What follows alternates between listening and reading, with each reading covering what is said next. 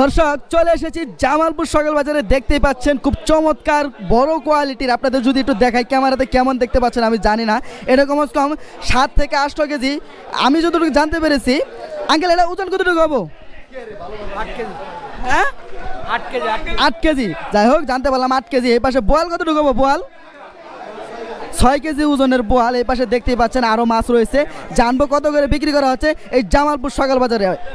কত করে দিচ্ছেন বাগার? কত করে দিচ্ছেন? 800 কম হবো না? 100 কমাবে 600 টাকা দেবো না? আর বোয়াল কত করে? বোয়াল 650 একদম ফিক্সড দাম বলেন। একদম 600।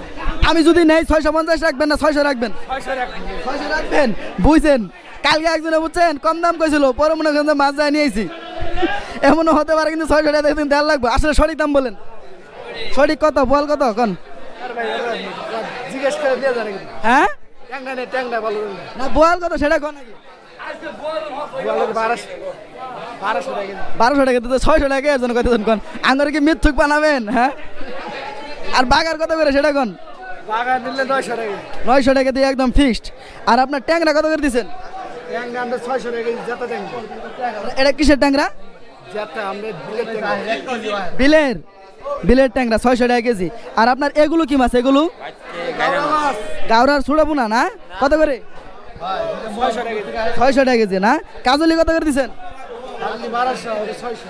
250 এটা 600। 250 গুন্ডা? ও 1200 এটা 600। তো দর্শক জানতে পারলেন কত করে জানিয়েছি জামালপুর সকাল বাজার থেকে এই মাছগুলোর দাম আপনাদের।